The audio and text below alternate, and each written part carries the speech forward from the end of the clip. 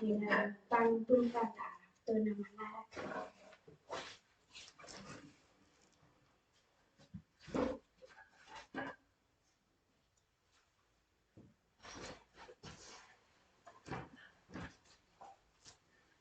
Alléluia. Alléluia. Alléluia. Alléluia. Alléluia. Alléluia. Sotra Jesositsika nibebaka ary koa ny hira fiderana falifaly amin'izay Jesosy. Amen. Amen. Azo teny amin'izay tsika ampaintsika. Ka hivavaka aloha isika amin'ny tenin'Andriamanitra dia izay isika vao hipetraka. Asandrato ny vavaka atsika ho an'ny tenin'ny Tompo. Anokafa ny masom-panahintsika ampahirentsika tsiraray avy. Vavaka isika. Jesus Maraneo. Misaotra Jesus Maraneo. Sola Israel ada paipane mas Jesus ya. Ada paipane mas no.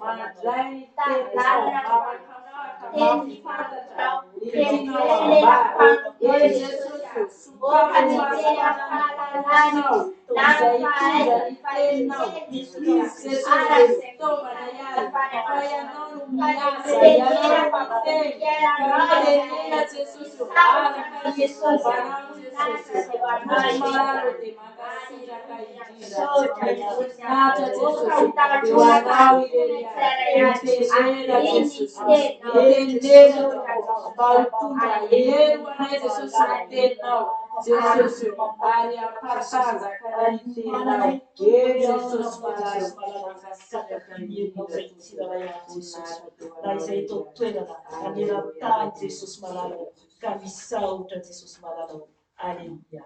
Amen. Afaka mipetraka ianareo a.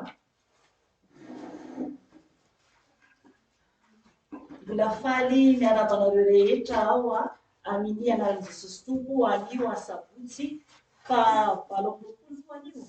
20 anio. Fa 20 ny volana septambra 2024. Miarabanareo rehetra eran-tany ary ianareo rehetra eto amin'ny anaran'i Jesosy Tompo. Riavana tonga ny fotoana andrasantsika ny tenin'Andriamanitra. Mahagaga ny Tompo satria efa nanomana tenin'Andriamanitra aho androany maraina izany. Dia noho ny avy eo, noho ny efa teto amin'ny fotoam-bavaka dia novainy fanahy masina ilay teny. Aleluia, aleluia. Isaorana azy fa izy mihitsy no miditra an-tsehatra dia hoy ny fanahy masina miantso ahy any amin'ny apokalipsia no entiko anio ny amin'ny zavatra ho avy. Aleluia, zavatra ho avy. Amen, amen, amen. Apokalipsy 7. Toko 7 no raisitsika anio dia ho vakiantsika hatreo amin'ny andininy. Rasy jerentsika satria vao nomeny anay fa nataoko tamin'ny video ihany izy ity fa ela be fa se ny Tompo atao an'io zany satria ny Tompo tiany rehefa ohatra ka tiany dia atao. Ho vakiantsika manontolo mihitsy zany toko 7 zay ny ambara fanahy masina eto. Rehefa hitantsika ny Baiboly dia ho raisitsika izany dia ho vakiantsika. Ho vakiako mafy dia amin'izay mihaino tsara daholo ianareo tsiraray avy.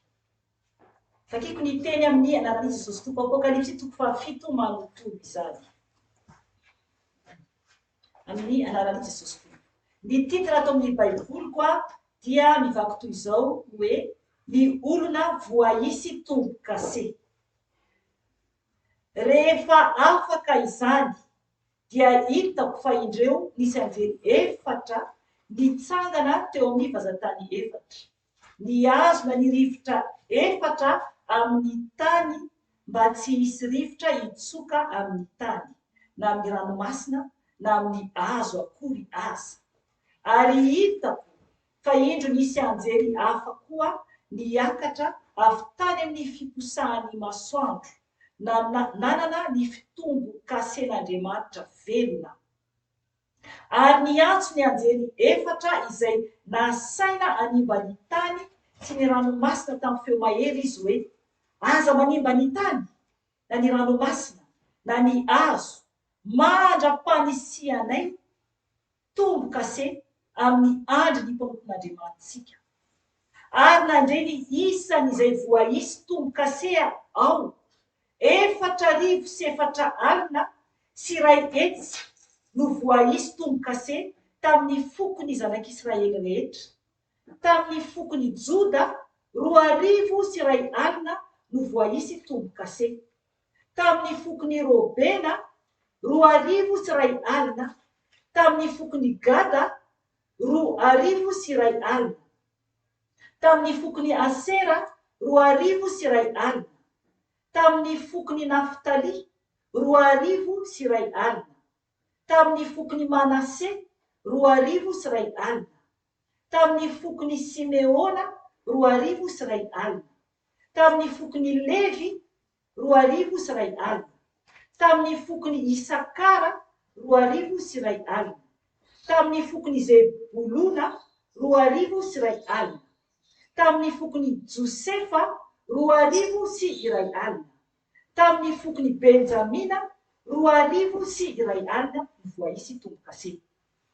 Titra manaraka, ny vahoaka tsy tambo isaina manoloana ny seza fiandrianana.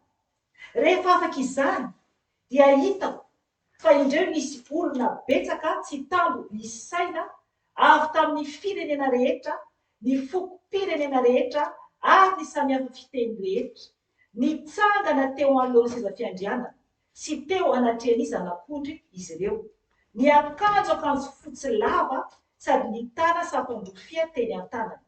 Ary niantso tamin'ny feo mahery hoe ny famonjena dia an'Andriamantsika izay mipetraka eo ambony seza fiandrianana sy any zanak'ondry. Ary ny anjely rehetra dia nitsangana manodidina ny seza fiandrianana sy ny olona ary zava-manan'aina efatra.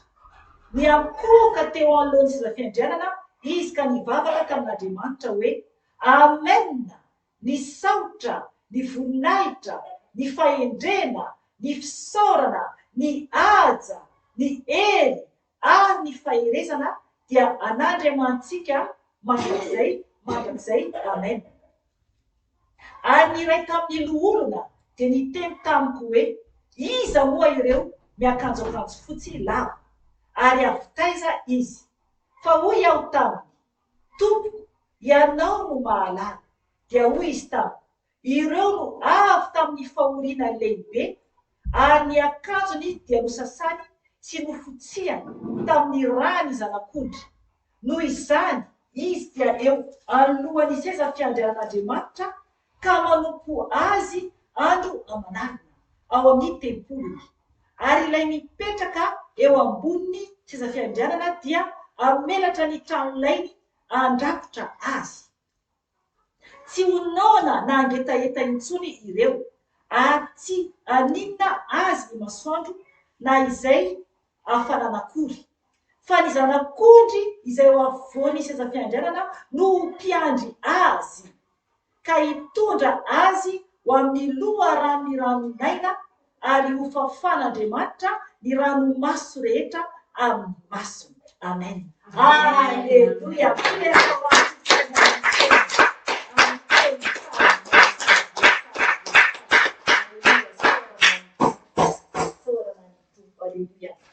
Azafady kely eo amio sikely zany anabloke koty aty ametsiketsiky azafady anaka satria miezaka dia ohatra hoe manahirana kely any izy. Io anankiray matifity misy anankiray kelikely. Avadavadika.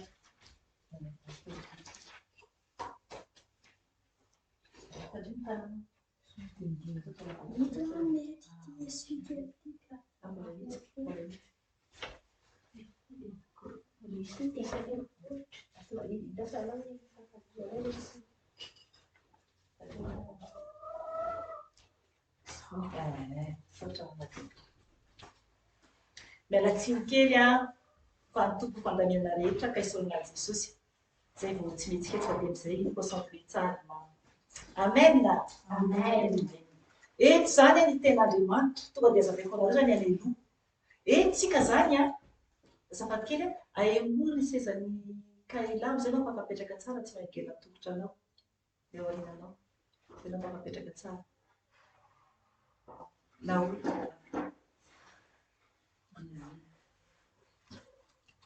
zany ten'Andriamanitra dia manambara ny amin'ny fotoan'andro. Zay zany le izy ny amin'ny fotoan'andro andehanantsika ny lanitra. Aleloia, zay le izy. Io amin'ny toko fahafito io efa tonga le fotoana ialantsika ety. Amen. Fa teo alohan'ny apokalipsy toko fahafito dia mbola le ady etrehantsika zany ety ambony tany. Zay le izy. Ady etrehantsika ety ambony tany. Apokalipsy toko fahaenina. Tsika zao efa ho tonga sahady eo amin'ny toko fahaenina. Satria toko fahaenina dia efa manambara sahady tsy moramora ny amin'ny zavatra ratsy rehetra efa ho avy. Hitanareo ny andiny fahaenina ambin'ny folo fotsiny toko fahaenina dia manambara hoe andiny ambin'ny folo averiko dimy ambin'ny folo nalatsosy toko any mpanjakany tany ny lehibe ny mpifehy arivo ny lehibe ny mpifehy arivo ny mpanan-karena ny lehilahy mahery mba amin'ny andevy rehetra sy ny tsy andevy rehetra dia nihery tany amin'ny lavabato sy tany amin'ny vatolampy eny tendrombohitra. Aroa izy tamin'ny tendrombohitra sy ny vatolampy. Nianjeraha aminay ka feno izahay amin'ny tavan'ilay mipetraka eo ambony seza fiandrianana sy amin'ny fahatezerany zanak'ondry. Fa tonga ny andro lehibe ny fahatezeran'ireo koa iza no ajano. Amen. Efa ho tonga am'izay tsika zao. Satria any ampitan-dranomasina any dia efa manamboatra trano any anaty lavabato ny mpanan-karena. Ny mpanan-karena. Raha mandeha nareo ny internet, nareo manaraka amin'ny YouTube dia afaka nareo mandeha mijery. Na le lehilahy lehibe ny Facebook dia efa izy amina ilina anankiray nanamboatra trano dia nasiny trano ambanin'ny tany. Vola tsy voaisa ny vola nanamboarany izany. Dia misy koa ireo olona manan-karena maro dia nividy toerana koa ary anaty lavabato zareo nanao trano. Io araka ny tenin'Andriamanitra io. Dia tsy fantatra hoe inona mahatonga zareo manao an'izay. Tsika mahafantatra. Aleloia. Tsika tsy matahotra isika fa miandry le karana. Ry havana aza matahotra. Aza matahotra fa ho avy tokoa anie Jesosy. Jerevy reny olona manam-bola be ireny. Na ireny mombany amin'ny ordinateur reny na mombany amin'ny robot reny dia efa manomana ny afenan'izy reny izy ireo satria ho avy Jesosy. Ho avy Jesosy. Vonona avay ianao. Vonona avay ianao. Zay no fantanina mipetraka amintsika tsirairay avy. Eto ny tenin'Andriamanitra, eto amin'ny apokalipsy toko fahafito dia manambara zavatra iseho eo amin'ny fotoana hiakarantsika ny lanitra. Eo amin'ny fotoana hiakarantsika any an-danitra. Izay mijoro tsara ihany. Izay mijoro tsara ihany. Dia andao ho raisintsika ny teny. Andiny voalohany amin'ny toko fahafito amin'ny anaran'i Jesosy. Rehefa afaka izany dia hitako fa indreo nisy anjely efatra nitsangana teo amin'ny vazantany efatra. Eo alohantsika zao. Eto zany ten'Andriamanitra dia manambara hoe rehefa afaka izany, rehefa afaka amin'ilay andro mahory zany. Oka ianao mamaky any amin'ny boky Matio toko faha-efatra amby roapolo. Dia afaka tohizanao hatrany amin'ny toko faha-dimy amby roapolo any boky Matio. Manambara le andro mahory. Le andro mahory le ho hitantsika koa ato amin'ny anokafana tombo-kase enina. Zay le izy ato amin'ny apokalipsy. Afaka jerenao zany tenin'Andriamanitra zany. Afaka vakianao miadana dia hitanao hoe io le ambarany tenin'Andriamanitra. Dia rehefa afaka zany le andro mahory dia zavatra iseho zany dia hoisy zany araka tenin'Andriamanitra hoe i Jaona no miteny eto Jaona zany no mahita ny fahitana zany fantatsika tsara ny ao amin'ny boky ny apokalipsy. Izy naseho ny tompony amin'ny andro farany. Dia zavatra iseho zany dia zany a fa nisy anjely efatra nitsangana teo amin'ny vazatany efatra. Zany hoe sisiny efatry ny tany zany.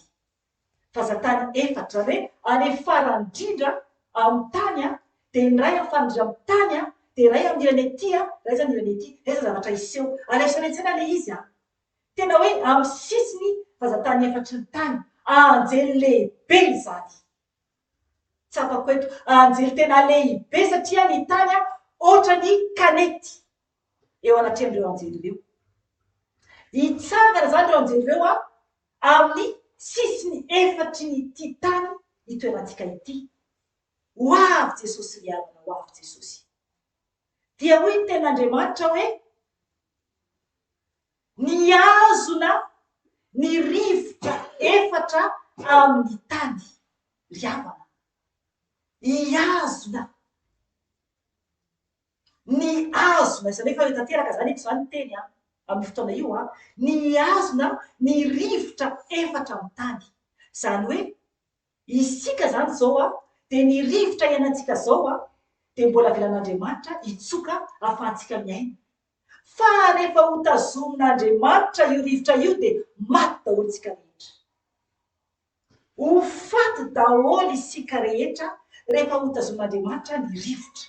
Ry havana zava-doza izany, okitsika hitsoka ny zavatra amin'ity tany ity. Teny ten'Andriamanitra hoe ireo anjely ireo dia niazona ny rivotra efatra amin'ny tany. Zany hoe mazava tsara avy any amin'ny sisiny efatra zany ny rivotra iainantsika. Avy any amin'ny sisiny efatra ny tany zany rivotra iainantsika zao. Dia hoy ten'Andriamanitra hoe averiko kely amin'ny andiny hoe niazona ny rivotra efatra amin'ny tany mba tsy hisy rivotra hitsoka amin'ny tany na amin'ny ranomasina na amin'ny hazo akory aza. Zava-doza izany. Zava-doza. Vao tazomin'ny anjely ny rivotra dia tsy hitsoka intsony amin'ny tany. Tsy hitsoka intsony zany a, ary mba tsy hitsoka intsony amin'ny tany ry havana. Ny tany iainantsika zany dia tsy misy rivotra intsony. Tsisy rivotra intsony.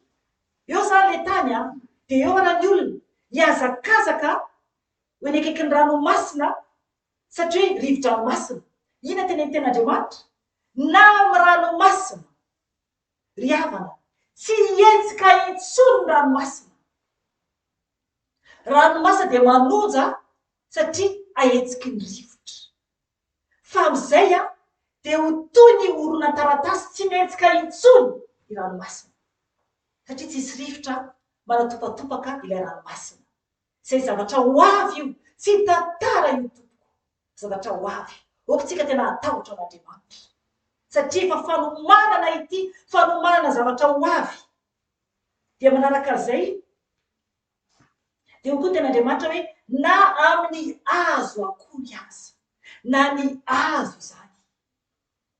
Mijery tsika, za zao mijery avy eto.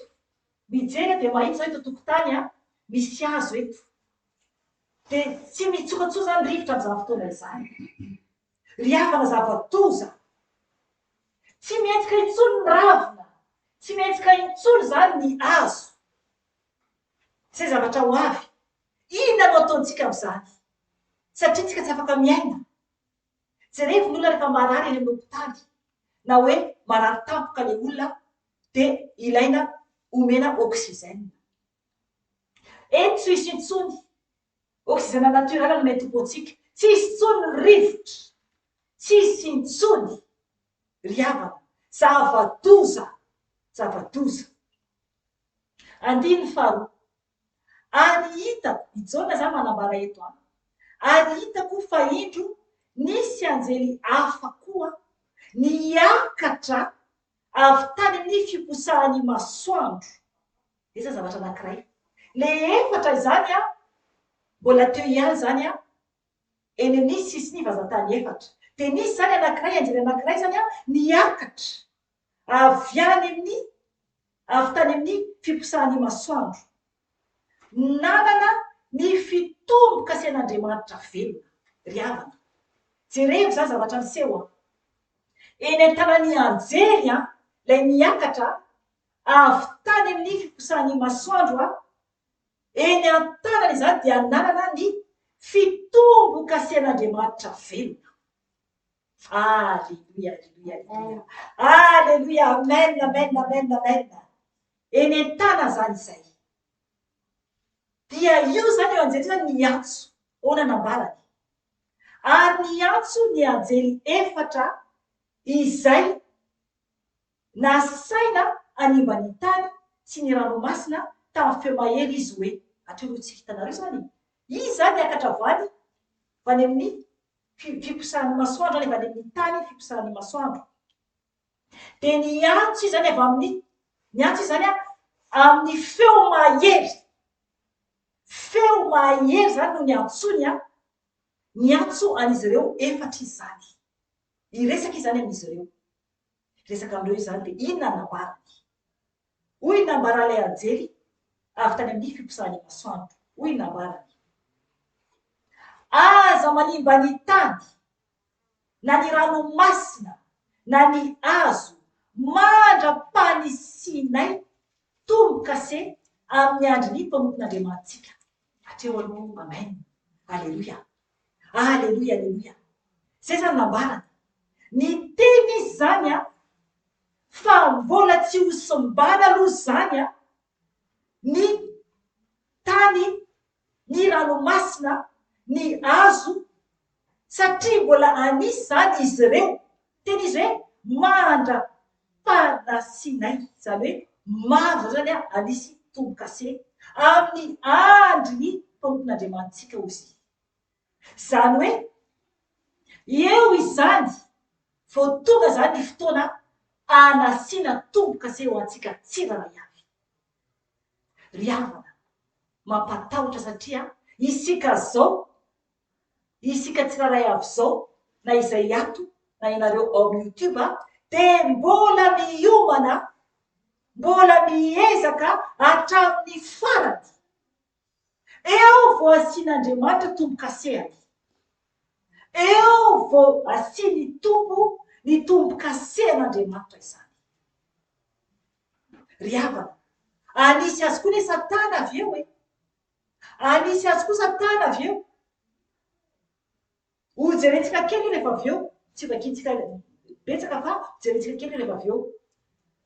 Eto zany de le tombo-kasen'Andriamanitra no asiany amintsika zay matody hatramin'ny farany, zay mahajoro hatramin'ny farany. Izao tsika efa zanak'Andriamanitra, isika izay nanaraka an'i Jesosy. Zay nandray Jesosy tompo sy mpamonjy de nataova sy tamin'ny ranobe ako miaina anatin'ny fahamasina sy ny fahamarinana. Zay mantsy tena izy miaina ao anatin'ny fahamarinana sy ny fahamasina. De efa zanak'Andriamanitra isika. Satria ny ten'Andriamanitra de manambara hoe raha meny manota isika rehefa nahazo fahafana izany dia tsisy tsony famelana antsika zany iny amin'ny ota. Ka olona voavonjy miambarana izay tenin'Andriamanitra zay, ka mila mitandrina mafy isika. Fa eto zany dia izay tena najoro hatramin'ny farany any zany tena hoe ahazo ny tombo-kasen'Andriamanitra zany amin'ny andrintsika zany. Andrintsika hoy ny tenin'Andriamanitra eto. Tsika zao fa misy anarana Jesosy eo amintsika zao. Satria anan'Andriamanitra velany amintsika. De engane tsy voafafane io, engane tsy voafafa io. Engane tsy voafafa io. Ry havana, mila isika tena mitandrina mafy de mafy tokoa. Adino atrehantsika ne tsy falene Satana tsy tiantsika ho any an-danitra, ka mijoro mafy. Mijoro mafy. 14. Ary nandreny isan'izay voaisy tombo-kase anao. 4 sy 4 alina sy iray hetsy no voaisy tombo-kase tamin'ny fokony zanak'Israely. Amen. Zanak'Israely rehetra, janoko hatreo aloha. Io le voatontsika teo hatrany 19. Tsy ho raisiko satria vavakintsika teo fa afaka vakinao. Eto de fantatsika tsara fa ireo zanak'Israely, reo lohany izy 12 zany. Izay avy amin'ny taranaki Jakoba izany. Izy 12 zany io de tarana zany tena efa mazava tsara ny ten'Andriamanitra hoe reo zany ny isa ankoatran'izay voa izy tombo kase amin'ny fotoana io. Hitanareo tena efa voalaminy tombo avokoa zavatra rehetra, tena voalaminy avokoa zavatra rehetra. Reo zany no voavonjy amin'ny fotoana io. Reo zany hoe ny isa zany a resaka anankiray fotsiny hoe tamin'ny fokony Joda 2040 no voaisy tombo kase. Zay ihany zany, zay ihany zany amin'ny fokony Joda. Dia manaraka moa tsiraray avy eto ambany a hatramin'ny Josefa, fatatsika tantaran'i Josefa, dia amin'ny fokony Josefa, fokony Benjamina, dia jereo fa mitovy avokoa ny isa raha mijery isika. Mitovy avokoa ny isa zany. Dia eo ary isika, tenareo aiza ary isika. Isika zao ny 5. Eo zany isika izay manaraka an'i Jesosy eran-tany zany. Izay tsy ao anatin'ny zanak'Israely, vakintsika ny ten'Andriamanitra 5. Rehefa afaka izany dia hitako fa indreo nisy olona betsaka tsy tambo isaina avy tamin'ny firenena rehetra. Hitanareo zany, nahita zany Jona, hitany olona betsaka tsy tambo isaina. Aleluia, aleluia, tsy voaisa izany. Amen. Tsy voaisa izany no hitany Jona, dia hoy izy hoe tsy tambo isaina avy tamin'ny firenena rehetra, ny fokom-pirenena rehetra ary ny samy hafa fiteny rehetra. Zay le sika zay. Samy hafa fiteny a, be dia be a, ny olona tsy mitovy teny amintsika. Dia hoy ny ten'Andriamanitra hoe nitsangana teo alohan'ny seza fiandrianana sy teo anatrany zanak'ondry izy ireo. Ny akanjo fotsy lava sady ny tany sapandrofia teny an-tanany. Amen. Hitsangana isika zany a eo anatrany isa hoy izy, eo anatrany seza fiandrianana sy teo anatrany zanak'ondry. Aleluia, aleluia. Wow, fotoana hitsanganantsika eo anatrany seza fiandrianan'Andriamanitra. Wow, zany fotoana izany. Tsy nofinofy intsony, tsy resaka intsony, fa ho tonga ilay fotoana hoe hifankahita ny mpanao azy sy ny natao. Zay vao hitantsika amin'izay ny nanao antsika tsiraray avy. Hifankahita ny mpanao antsika sy isika nataon'Andriamanitra. Ahoana no paozintsika amin'izany? Eo anatrehan'Andriamanitra. Ianao Andriamanitra no nahary ahy. Ianao no raiko. Ianao no raiko. Zany nataonao. Ho avy ny fotoana ahitantsika ny raintsika, ilay vavantsika foana any an-danitra. Ho any amin'ny tokova isika. Mijoro tsara. Mbola lavitra ny lalana. Sarotra ny lalana. Sarotra ny lalana.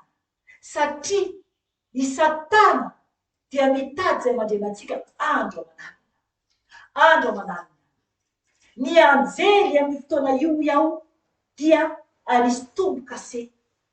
Tombo izay n'Andriamanitra velona no apetrany amin'ny andriny mpanompon'Andriamanitra irery ihany. Fa isatana dia rehefa lasa isika. Amen. Notanteraka ilay izany. Rehefa lasa isika dia ho avy amin'izay satana. Afaka vakianao ten'Andriamanitra ny linany fa ao amin'ny bokiny Apokalipsy 3:13 vakintsika kely fotsiny a, zavatra iseho amin'io indray a. Apokalipsy 3:13 a, eo amin'ny andininy 12. Allora isika misy andininy 12. Apokalipsy 3:13, andininy 12 ka hatramin'ny 12.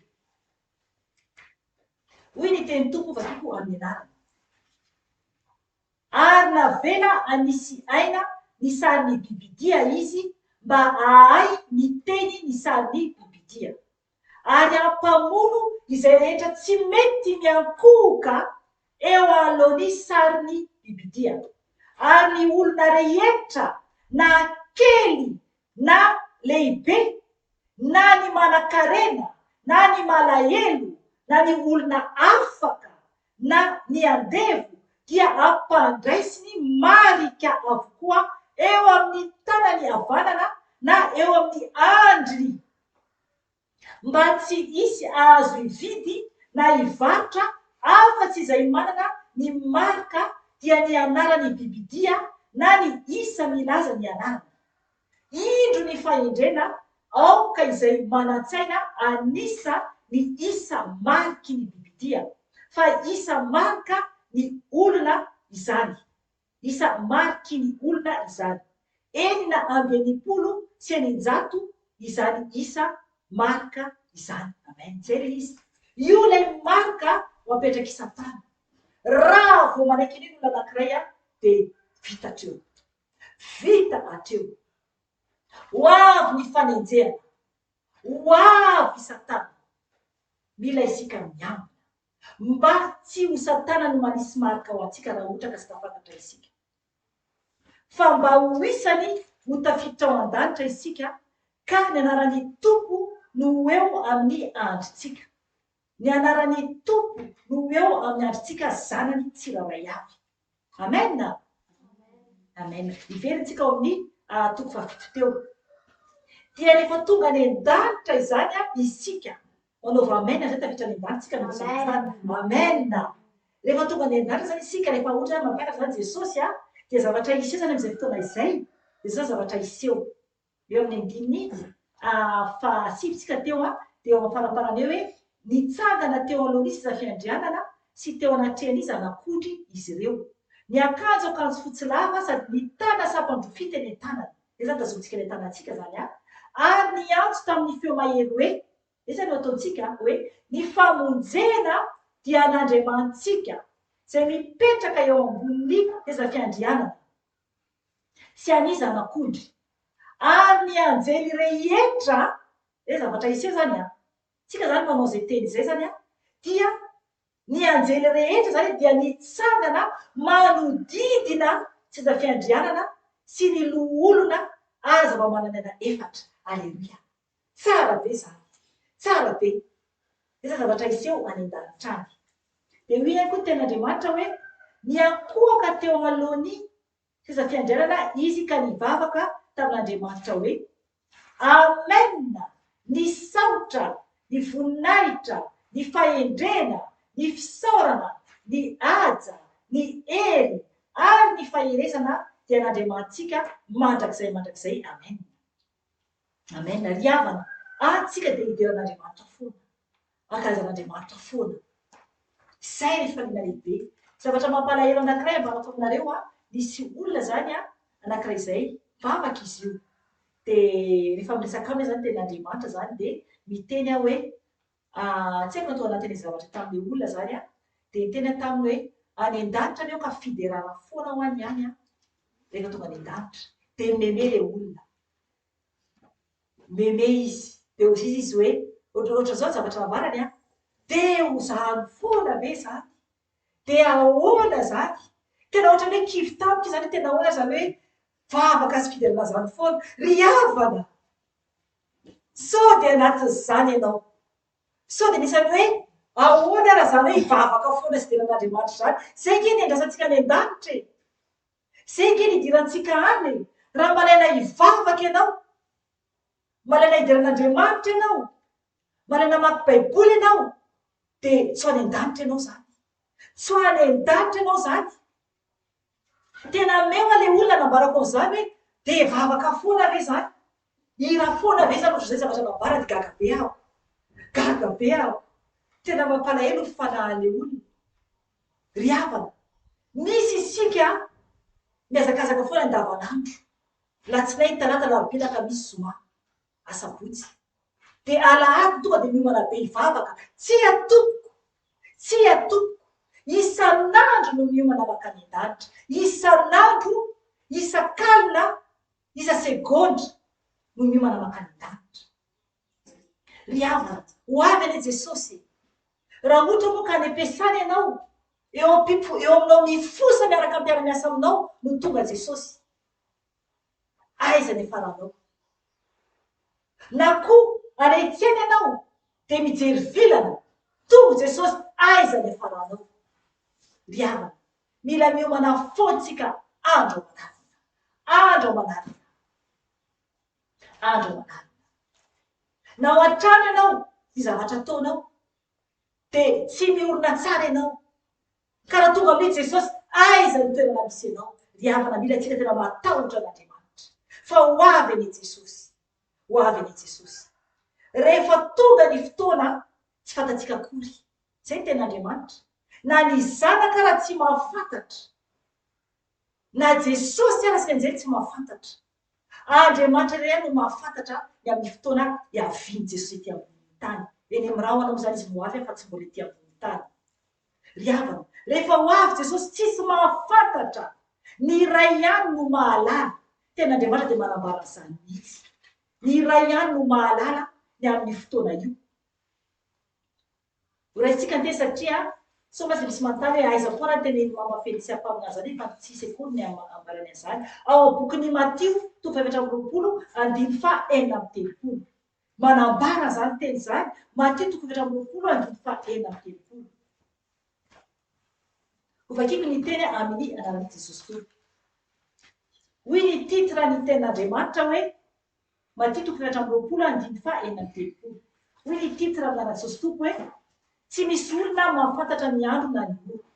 Dia hoy teny Tompo vakito amin'ny anarany, fa ny amin'izany andro sy ora izany dia tsy misy mahalala, na dia ny anjery lanitra aza, ary na ny zanaka aza. Ny zanaka dia izay da lehibe satria Jesosy io afa-tsy ny ray ihany, afa-tsy Andriamanitra ihany. Ry havana, tena izany tokoa. Tsy ho fantatsika ny fotoana.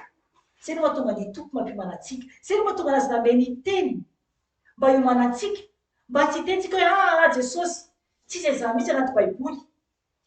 Ry havana, tsy afaka isika vanaingan'Andriamanitra. Efa ato avokoa ny teny rehetra, efa ireo avokoa ny teny rehetra fa tsika mila miomana, mila miomana isika, mila miova isika mba hidirantsika ny danitra. Ny amin'ny fotoana io dia tsy fantatsika. Efa nataoko témoignage anaty vidéo ihany koa fa efa naveriko kely tato amin'ny YouTube ihany izay zavatra izay. Indray andro ny Tompo nampiseho anazy zany any amin'ny fiaviany eny amin'ny rahoalanitra. Anaty nofo zany io dia le izy zany ny lanitra dia ohatran'ny boribory, ohatran'ny hoe lohana trompetra zany zavatra niseho voalohany. Dia mahay misokatra boribory, dia mahay misokatra lehibe, dia mafy be zany fa le trompetra zany, le lanitra zany io dia mahay misokatra. Azafady. Dia naveo nefa tafasokatra zany le lanitra, tsy tena hoe lehibe zany fa mbola hoe ampovoanimboany angamba zany no nisokafany dia hitako zany mazava be ny ao an-dafy, tena mazava be. Dia nahita tongotra aho, nafatara fanamasina hoe tongotra anjely. Ngeza be izy io hitako zany ny akanjony fotsy lava be, dia hitako zany ny tongony, fotsy be koa ny tongony. Dia mamindra le anjely manao dia mailaka, mandeha aingana. Tsapa mihitsy hoe zareo tsy malala araka ten'Andriamanitra vakintsika teo. Tsy mahafantatra hoe tonga le fotoana fa le mamarana ny farany zany. Mamindra zany le anjely, hitako mamindra aingana zany le anjely satria nanenony trompetra sokatra lanitra. Ry havana, ny tompony masoko, ny tompo ambany kely lanitra amintsika ety an-tany zany maizina tanteraka tsisy fahazavana. Ry havana, ho avy Jesosy, rehefa tafakatra isika izay mijoro tsara, eny aloha tafakatra isika dia vita hatreo. Ka tokony atahotra mafy isika, tokony hiomana mafy isika. Resantsika ny amin'ny boky Apokalipsy eo amin'ny andininy 7:10 zao isika. Amin'ny toko 7 izany fakiko amin'ny anaran'i Jesosy Tompo. Ary ny iray tamin'ny loholona dia niteny tamiko hoe, iza moa ireo miakanjo akanjo fotsy lava, ary avy taiza izy? Fa hoy eo tamin'ny Jaona zany io teny io namaly zany Jaona hoe, Tompoko, ianao no mahalala. Dia hoy izy tamiko, eto zany dia nanontany zany andray tamin'ireo loholona fantatsika tsara ten'Andriamanitra fa misy ireo loholona 420 dia ny iray amin'izy ireo zany nanontany Jaona hoe iza moa ireo miakanjoakanjo fotsy lava ary avy taiza izy. Isika zany eo an-taniny ireo manao akanjo fotsy lava zany dia jereo navahin'ny Jaona taminy. Hoy Jaona fa hoy zany Jaona tompoko ianao no mahalala dia hoy izy tamiko. Hoy zany ilay loholona zany tamin'ny Jaona ireo no avy tamin'ny fahoriana lehibe ary ny akanjony dia nosasany sy nofotsiany tamin'ny rany zanak'ondry. Amen natsatoka teo zay le izy ry havana. Zay ny tenen'ilay loholona ireo ny ten'Andriamanitra zany ireo no avy tamin'ny fahoriana lehibe hatreo aloha. Tsy maintsy mizaka ny mafy isika tompoko, tsy maintsy mizaka ny mafy isika tompoko, na iza isika zanak'olombelona, na iza isika. Tsy maintsy mandalo fahoriana. Maro ianareo manoratra amiko amin'ny email. Reny zavatra manjoanareo rehetrarehetra reny ny tompo efa mahita an'ireny. Maro ianareo manoratra manambara ny zavatra manjoanareo. Ry havana, isika tsiraray avy dia mizaka avokoa. Eny fa namampaela anareo ary dia za koa ne mizaka koa. Tsy maintsy mandalo fizahan-toetra isika. Na inona io aza mieritreritra hoe ay milamina be ny fiainan'ny mama Felicia, tsy atoko. Olombelona nosy iray ihany aho ka mandalo fizahan-toetra mafy koa aho. Fa mila mijoro. So dia mieritreritra hoe anompo anjisa dia hoe milama tsara ny fiainako manompo antoka dia vita zay. Tsy atoko. Manambara ny ten'Andriamanitra hoe ireo no avy tamin'ny fahoriana lehibe. Fahoriana lehibe no zakaintsika ety ambony tany. Fahoriana lehibe. Ary ny akanjony dia nosasany tsy nofotsiany. Zay le izy. Io le fanahintsika io. Fa tsy fitafiana akory io. Ny fanahintsika dia efa nosasantsika tamin'ny rano Jesosy. Rano Jesosy. Ny tenantsika sasantsika tamin'ny rano Jesosy mba hadio am-po isika, mba ho masina isika dia hitan'Andriamanitra. Zay le izy. Anatiny sy ivelany. Anatiny sy ivelany. Na manao akanjo lavabe ary isika rehetra manao fitafiana toanay ianao dia mitandrema. So dia mbola hoe andeha jangajanga ihany ako fa le aty ivelany no hita. Tsy atompo, afo be ny vatanao. Afo be ny vatanao. Masina anatiny, masina ivelany. Masina anatiny, masina ivelany. Ry havana, mila mitandrina isika. Mila mitandrina isika fa ny tompo mahita ny anatintsika. Ary mahita koa ny avelany. Mahita ny anatintsika mahita koa ny avelany ka mila mitandrina isika. Tsy maintsy madio avokoa momba antsika rehetra. Tsy maintsy madio. Tsy maintsy tanteraka ny tren'Andriamanitra isika. Tsy maintsy tanteraka ny tren'Andriamanitra isika. Fa raha izany isika tsy ho tafiditra ny lavitra. Tsy ho tafiditra ny lavitra. Ry havana, misy ny olona miteny hoe tsy mila hoe masina ny ivelany fa ny anatiny ihany. Ry havana, tsia mila masina ny ivelany sy anatiny dia vao tafiditra ny lavitra isika. Tsisy mihitsy hoe masina isika anatiny dia ty ivelantsika ohatra ny Jezebela dia tafiditra ny lavitra. Tsy atompo. Tsy maintsy masina tren'Andriamanitra isika. Tsy maintsy masina tren'Andriamanitra isika ny anatiny sy ivelany. Satria izay no baikon'Andriamanitra amintsika tsiraray avy. Baikon'Andriamanitra mihitsy izany. Ry havana, tosantsika ny tenin'Andriamanitra.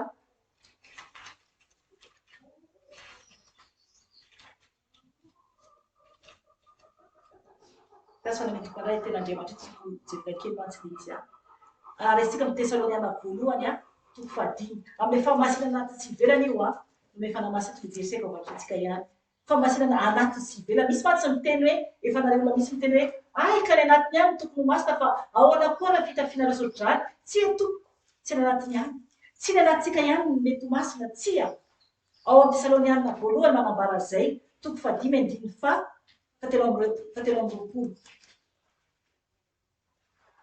Hoy ten'Andriamanitra vakiko amin'ny anarany. Tesaloniana voalohany 5:5-7. Hoy ten'Andriamanitra vakiko amin'ny anarany. Andriamanitra fiadanana ane anamasina anareo manontolo. Hoe manontolo zany manontolo ka ho voatahiry avokoa. Matoa hoe avokoa dia maromaro zavatra varan-ten'Andriamanitra eto. Inona ho izy? Ny fanahinareo. Io aloha zany voalohany indrindra. Voatahiry fanahintsika. Manaraka an'izay sy ny ainareo. Io le aintsika io. Dia inona koa izy? Ny tenanareo. Izay le fitafiana io amin'ny tenantsika. Dia hoy ten'Andriamanitra hoe tenanareo ho tanteraka ka tsy hanatsiny amin'ny fiavian'i Jesosy Kristy tompontsika. Zay le izy. Ry havana anankitelo. Ten'Andriamanitra manambara hoe ka ho voatahiry avokoa anamasintsika zany Andriamanitra mba ho voatahiry ny fanahintsika anatintsika dia ny aintsika ary koa zany ny tenantsika mba ho tanteraka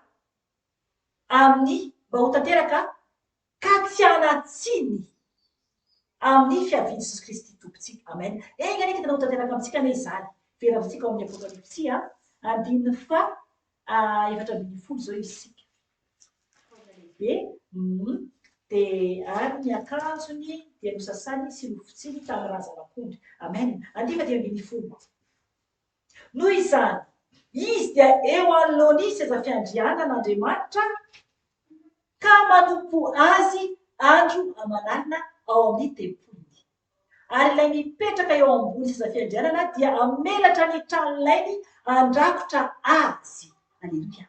Ry havana, alompo an'Andriamanitra antsika, hitantsika amin'izay Andriamanitra io. Aty tsika manompo azy. Eto zao ny tompo fa tsy hitantsika. Eto ny tompo. Eto fanan'Andriamanitra fa tsy hitantsika. Fa amin'izay fotoana izay tsika dia eo anatrehan'Andriamanitra tsika manompo azy. Hitantsika maso amin'izay Andriamanitra. Amin'ny fotoana io. Ambara mihitsy hoe manompo azy andro aman'alina. Zay le hoe mila mianatra zany tsika fianan-danitra ety. Zay le vavaka hoe raha inay izy any an-danitra. Ho amasinana eny anaranao. Ho tonga ane ny fanjakanao. Atao ane sitraponao. Ny ety an-tany ho tahaka any an-danitra. Zay le izy. Ny ety an-tany ho tahaka any an-danitra. Efa fianan-danitra zany tonga ataontsika ety ambony tany. Ny ety an-tany ho tahaka any an-danitra. Zay le izy. Miaina fianan-danitra zany tsika ety ambony tany fa tsy miandry any an-danitra. Zay le ambara tsara ten'Andriamanitra eto hoe ka manompo azy andro aman'alina ao amin'ny tempolony. Tokony efa miana satsika fianan-danitra ety ambony tany. Mianatra sahady. Mianatra amin'ny mpiarovaka amintsika ao amin'ny Jesosy. Zay le fiainana mandrakizay. Raha tia an'izay ianao dia ho an'ny tompo ianao zany. Fa raha tsy tia an'izay araka nambarako teo dia efa mifidy ny elo zany ianao. Efa mifidy ny elo zany ianao. Ry havan'Andriamanitra tsy antsika vazavaziana. Tsy azontsika vazavaziana Andriamanitra. Fa Andriamanitra masikany Andriamanitra. Andriamanitra fitiavana izy fa Andriamanitra koa izy afo mandevona. Afo mandevona koa Andriamanitra. Ka mila isika mifidy izay lalana alehantsika. Dia hoy ten'Andriamanitra eto hoe ary ilay mipetraka eo ambony ny seza fiandrianana dia amelatra ny tranolainy andrakotra azy. Tranolain'Andriamanitra andrakofan'Andriamanitra antsika. Izy zany no miaro antsika. Izy zany no mandrakotra antsika amin'ny tranolainy. Zava-dehibe izany. Zava-dehibe izany. Ry havana, tsara ny tompo. Tsara ny tompo. Misy zavatra anankiray ambarako kely aminareo. Fa mbola ataoko temony azy azy zavatra izay rehefa manaraka. Tamin'izay hoentina tao batisa zany dia tato an-trano izay mivavaka aloha izay andeha. Dia eo am-pivavahana izay raha tsy diso izay dia tamin'ny fotoana io dia nahita aho amin'ny fanahy zany hitako ohatrany lamba fotsy lava be zany ambony ohatrany hoe mandeha ohatrany hoe ambony tômôbila zany le izy tômôbila anankiray izay andehananay any zany no nampahafantarin'ny tompo an'izy fa tsy hitako le tômôbila mbola tsy hitako fa le trano ohatrany hoe lamba fotsy lava be tsisy fiafarany zany no hitako naseho amin'ny tompo anazy zany izy io. Nambarany tompo hoe hiaro anay zany izy le ohatra tranolay. tena ohatra nalay fotsy lava be tsisy fiakarana dia tena zay tokoa satria miaronay Jesosy nandroso sy nivera tany amin'ny batisa. Alleloia. Zay le hoe fiarovany tompo. Tranolay dia amelatra ny tranolay ny andrakotra azy. Amen. Na andrakotra anay tranolay Jesosy izay nandeha ho atao batisa. Alleloia. Zay zany no falebiazan'ny tompo amintsika zanany rehefa tena miaraka aminy isika. Andiny fahinambiny folo. Tsy honona na angetaita intsony ireo, ary tsy haninona azy ny masoandro na izay hafanana akory. Tanareo zany? Tsy zavatra anjoantsika intsony rehefa ho Jesosy isika. Tsy honona isika, tsy angetaeta isika. Ny masoandro tsy hampaninantsika ny masoandro, ny hafanana tsy hampaninantsika akory izany, satria ny tompo miarontsika. Andiny fitobiny folo farany. Fa ny zanak'ondry izay eo afovoan'ny seza fiandrianana no mpiandry azy, ka hitondra azy ho amin'ny loharany ranonaina, ary ho fafan'Andriamanitra ny ranomaso rehetra amin'ny masony. Ry havana, zao tsika dia mbola mitomany ety ambony tany, mbola misy ny alahelo, malahelo ny fo. Indraindray fa mizavatra miseho dia malahelo ny fo. Normal, nofy any isika. Nofy isika zay le nofy zay. Ary raha ohatra ka memena ohatra raha mitomany dia hoe memenao, ianao koa mbola hitomany ianao. Mbola hitomany ianao, ary efa nitomany ianao. Tsy afaka manome olona mitomany mihitsy isika. Fa isika zanak'olombelona dia mitomany avokoa. Mitomany avokoa raha mbola nofo. Raha mbola nofo. Zay ny lalana iainantsika ety ambony tany. Mbola mitomany isika raha mbola ety. Mbola misy ny fahakiviana, misy ny alahelo, misy ny fahatezerana fa mibebaka. Dia verina amin'i Jesosy. Dia fankaty satria Andriamanitra dia fitiavana. Izy dia fitiavana. Fitiavana Andriamanitra. Izay fitiavana izay no tiany tompo menantsika tsirairay avy. Ny fandefitra manitry tena. Izay le fitiavan'ny tompo izay. Izay le fitiavan'ny tompo izay. Mifandefitra, fankaty, mifamela, manetry tena. Izay ilay Jesosy amintsika dia tafiditra lavitra isika. Tsy afaka mitsaratsara olona isika. Tsy afaka mitsaratsara olona isika. Fa samy tsy maintsy handalo alahelo isika, rehefa nandalo alahelo isika. Efa nandalo. Ka didy tsara fa voateraka isika. Vao voaka ny kibony renitsika, tsika tsirairay avy, ina zavatra niseho. Vao nivoaka dia nitomany. Tonga dia ranomaso. Ranomaso vao latsaka isika. Ranomaso vao latsaka isika. Zanak'olany nampiomehy kely ahy zany ny zanak'olany niteraka. Satria zany zako niteraka anazy fijoravavela kely ambarako aminareo. Za niteraka azy zany dia navoaka aloha izy satria ngeza be izy anatin'ny kibo zany, lava izy tsiny. Dia navoaka aloha zany izy tamin'ny za niteraka anazy zany. Dia no nefa teraka izy zany, dia no nivoaka dia tsy narehy azy nitomany aho. Dia gaga dosi fansan'le mpamiteraka hoe manao zany ako tsy mitomany. Dia gaga zany satria ianao tsy narehy taitra ihany ianao tsy inona. Voaka le zany nefa zazakely tsy mitomany. Dia fampiasa zanako manao zany ako tsy mitomany. Dia natodin'le raha natodiko zareo dosi fansan'ahy mbola matory izy. Satria nitairina tamin'ilay torimaso satria tokony tsy andro mbola hivoahany. Dia fanafody no namoahana azy satria lava be anaty kibo, dia nanomboka tsisy rano intsony zany anatin'ny kibo. Dia tsy maintsy navoaka izy mba tsy ho maty izay mianaka. Dia navoaka aloha. Zany hoe 15 andro aloha zany izy tsy maintsy navoaka. Raha tsy izany maty izy dia maty izany. Dia no navoaka izy dia ohatrany hoe tena tamin'ny torimaso izy zany. Dia hitako ny tarehiny izy mbola amin'ny kibo misy dia nataon'ilay ginekologa zao dia izay izy vao tomany be. Ka zay le izy. Tsy maintsy misy ranomaso tonga ety ambony tany isika. Tonga ety ambony tany isika ry havana. Ranomaso miainantsika ety mibetsaka noho ny fifaliana. Ranomaso mibetsaka satria ady no atrehantsika. Raha mbola falifaletsika dia ho tampoka amintsika ny loza ho avy. Amin'ny tenin'Andriamanitra misy izany. Amin'ny tenin'Andriamanitra misy izany. Ho tampoka ny loza ho avy raha tsy mieritreritra izany isika. Ry havana. mbola misy fe aminao anaty YouTube tsy nandrainy Jesosy ho tompo sy mpamonjy fiainanao. Anio tompo miantso anao Jesosy anio atolory amin'ny tompo ny tenanao. Ho avy Jesosy hitantsika ten'Andriamanitra teo fa ho avy ny anjely hitana ny rivotra ianantsika zao. Izao sika navony gripa atsika tonga de tsetsetsina ny orona de miasa loha de mitady zavatra analana le orona tsetsina na tsetsina ny vava de miasa loha isika.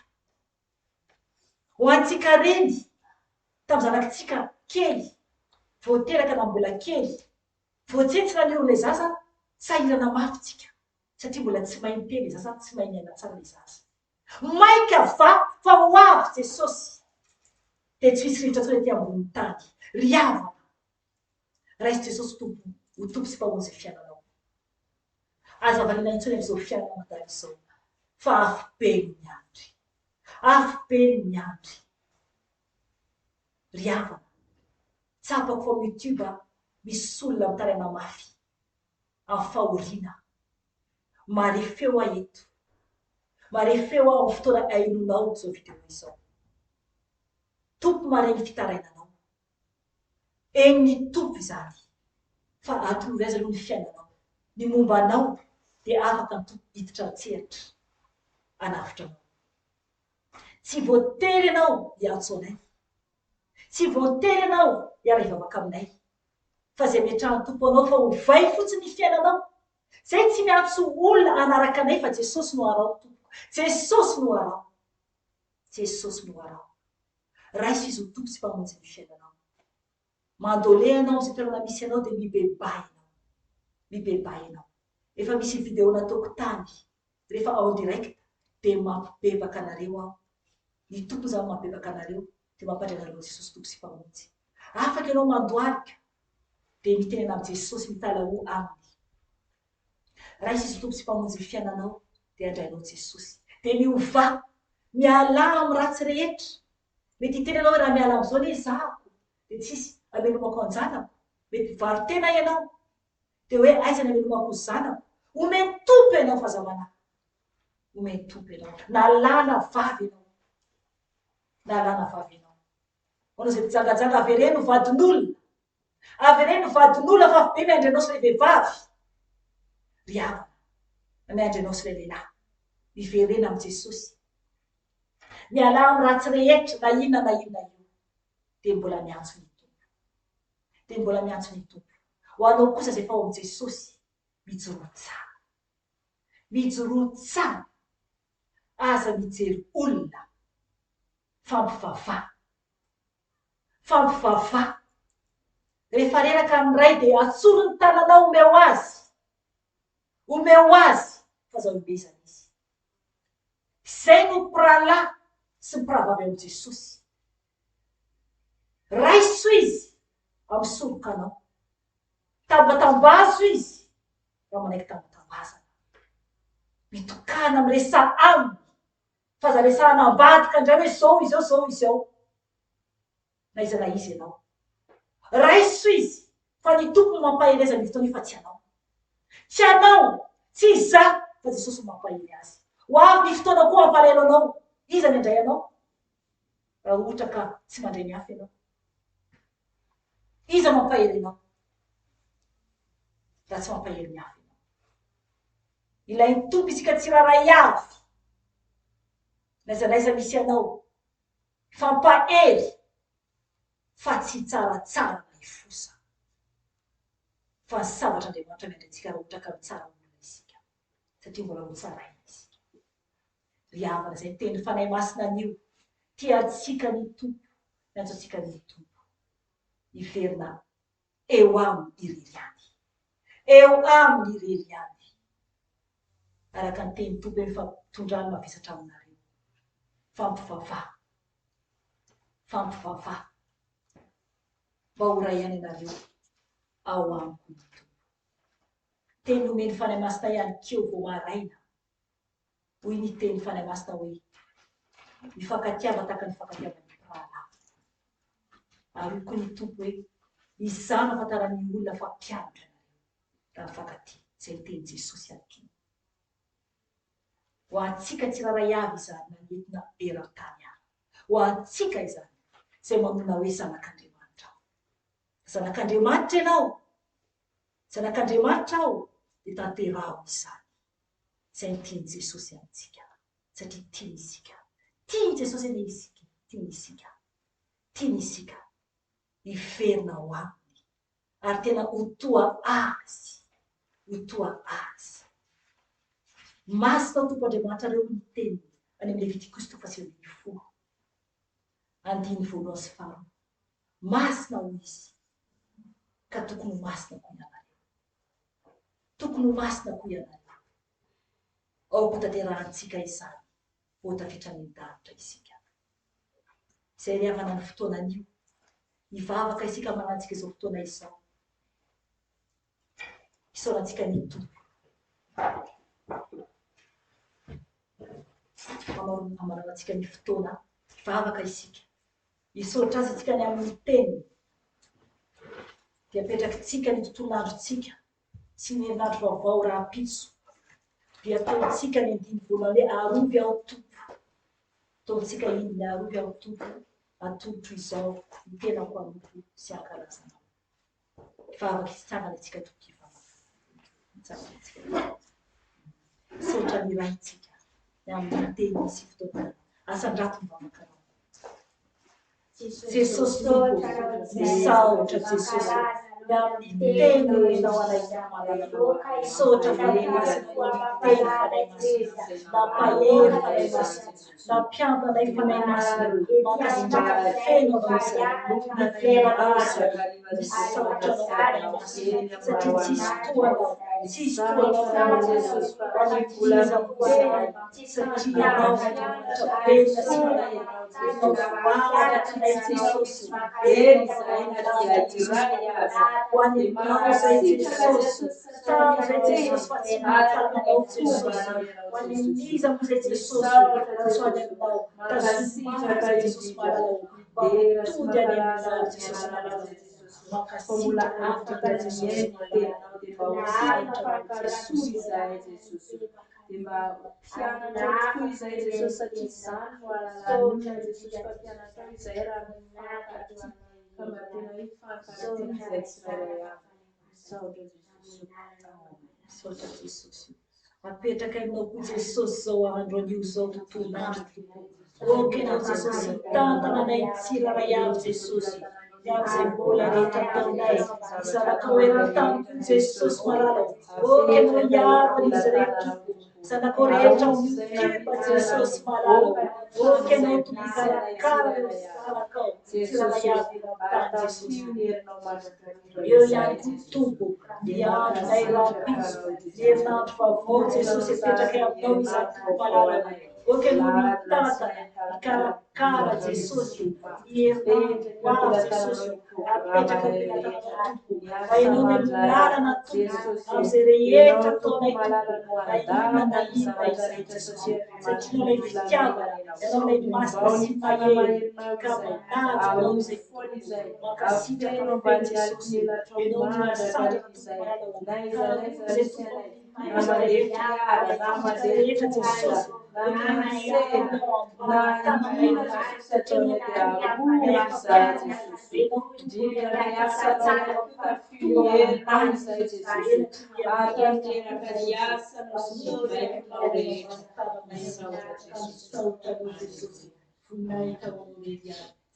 Jesosy dia farararay ilay vavaka tsara nampianarinao tompo andreo mpianatra ho fahiny. Ary ho anay koa tompo ankehitriny ilay vavaka manao hoe rainay izay an-danitra. Ho amasina ny herinandronao. Ho tonga ny fanjakanao. Atao aneny sitraponao. Ety an-tany tahaka ny an-danitra. Omeo anay anio izay anina sahaza ao anay. Ary mamelana ilokay. Tahaka ny namelana izay meloka taminay. Ary aza mitondranay amin'ny fitsapana. Fa manafanay amin'ny ratsy. Fa anao ny fanjakana sy ny hery. Ary ny voninahitra mandrakizay. Amen. Misaotra Jesosy. Te-atao any Jesosy. Misaotra Jesosy. Misaotra Jesosy.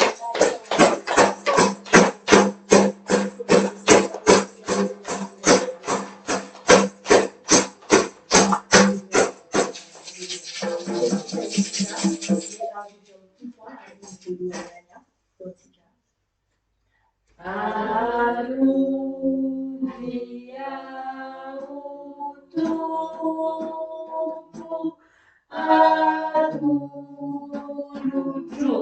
atulutuiza niteanu anungu siangkalasana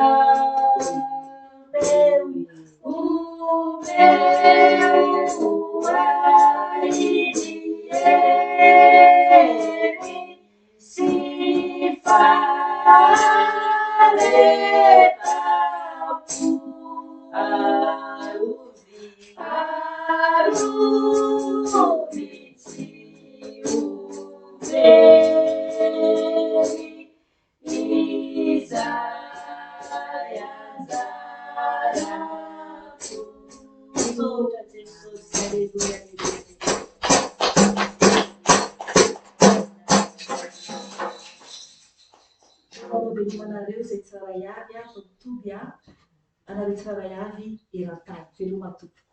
Amen.